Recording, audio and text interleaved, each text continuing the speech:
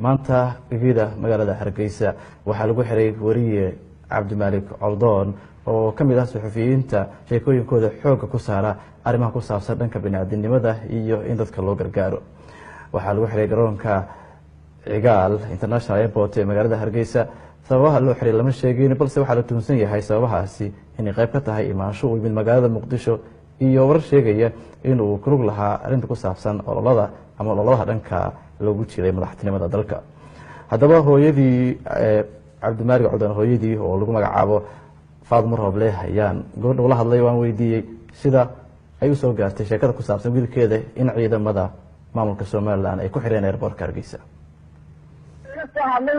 maanta nimanaya sida markii uu yimi ayaa waxaa la soo hadlay inay walaalyihiin warmarkii ay isugu dhanteeda wuxuu walaal airportkan inta diyaaradda naga soo fadhiisatay daqiiqada kadib dhaleenka waa la qabta. sababta loo qabtay ma ka warhaysaa? wallaahi sababtaa loo qabtay weli ma hubo, laakiin inanka asida muqdisho wuu tegi jiray waana saweyn jiray nin dadka daba kaalmeeyana u ahayo soomaalida ka dhexeeya oo caalamka oo dhan waan kala jecel dadka islaamka soomaalida isugu mid bay ahaayeen. halkii dowlada wuu tegi jiray wax dhiba oo maxaysan samayn jireen ma jirto. iminkana waxaysay ninka dhaqtarka ninka maxaysa halkaas jooga ninka dhaqtarka yaale ninkii bay ahaa lacagta usoonteeni jiray dhaqtarka joogay ninkaana lacag buu siday sidii u dee ma garanaysaa. waxaan ku weydiiyey, waxaa lagu eedeynayaa sida aan maqalnay in uu Muqdisho tegay uu ka qayb galay olole siyaasadeed. arrintaasi ma la socotay adigu? maya siyaasadii anigu waxaa shaqabku leeyihiin warna kama hayo. siyaasadda weligii muu gelin, dowladda shaqabku ma leha. maxaa yeelay ninkaa maanta teeranayo ee farmaajo dee ninkaa uu taageerayo waa taageeray caalamka oo laga taageerayay. anigu ninka intaa lagu qabsi garan maayo. maamulka Somaliland iyo kan garoonka ma la hadashay oo si aad xog u weydiiso? maya xog lagu sheegi maayo. idan kala hadlayna ma jirto. ninba inkayla soo hadlay wuxuu inanka adalandarta waa laysoo siiyey inankaagii si ay bidaa kaxaysanaysa iyay qabteen oo saas la socda yidhaahda.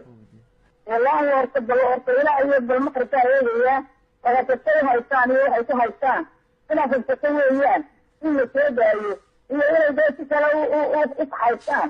sababta waa mugsanayaa ilaa iminka mar dhaweed baa la qabtay si ay diba warasaysa lagu yidhi waxay kadib ay soo saaraan la kan qaadaya.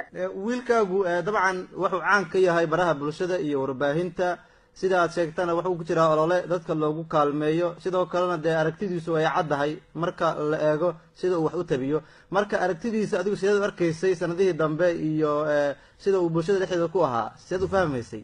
waxaan arkaya dee nin dhalinyaro ah oo miniga usoo maxaysay intaa usoo kala qaaday oo wax faraya oo dadka silicsan kaalmeynaya oo soomaalida maxaysay la garab taagan oo aan isagu maxaysay wax siyaasada iyo wax dowlada midna ku jirin oo isagu maxaysay dalihiisaba lagu jirtay dadka kaalmeynta islaamka ee alaaru haystaan iyo dadka buka nin garab taagan baa maanta ayay anigana waan ugu ducaynayay raalibaan kaalma dadka ka qabto ummadana way ku raaxsanay way ugu ducaynaysay. markaasa marka iminka dee loo qabtay waaba yaabanayba.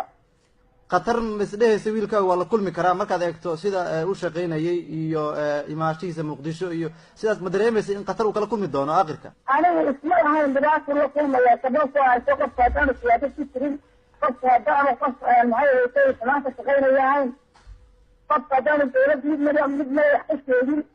anigu isma ahayn nin Soomaaliyeed oo dhalinyaro oo fikradda leh oo dadka u shaqaynaya oo dadka silsilay oo dadka maxay haysay bukoy oo dadka abaarta haysay ayaa la qabsanaya. anigu ahayn dadka kaalmiyadayda ilaahanin way kala kulmaysaa halkaa dhibaatada. waxaan maqlay gaarta waa caadi waa gaarta haye goormaa la xiray marka? wallaahi dee markii diyaaradda baa la xiray dadka kala soo dhigtay. waa gartay.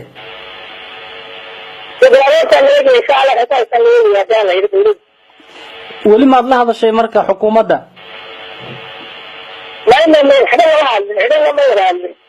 Cabdimaalik maxay baa loo xiray?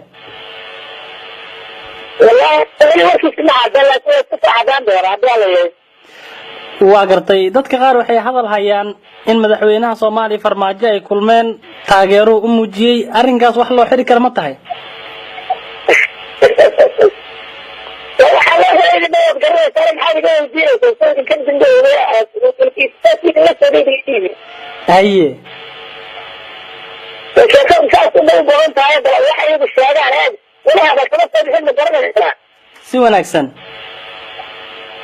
حوالي الرأي دي اللي بتاعه محيط هرمي يسكت يسوي aragtidaada marka in ra'yigiisaas uu dhibto madaxweynaha Soomaaliya taageer sida u aragta adiga كاسم ولا بكرة كاسم ولا بكرة xaaladiisa bal ma ka war doontayo caawa sidii xaalka Cabdimaalik حالك عبد الملك عمر هي ما تربط الواحد كما تعرف أرسل ولا إن شاء الله عبدنا يصدقه وصل أرسل بحضارة يا يجب أن تحتاج شيء بدوره يحتاج شيء بدوره يعني ma jiray tuhun ah haddii Hargeysa uu ku laabtay in la xiri doono horey ma u qabay tuhunkaas مثلا والله حين الدعاء ما بحل التواكي كي نفرد بسيط كي نفرد إذا ما حل السنين waa gartay لأنك أنت أسمعت يقول يدر مراني لما الحوارات التاجرين haye xukuumadda Soomaaliland maxay baad leedahay ugu dambeyn وقت الجرائي دي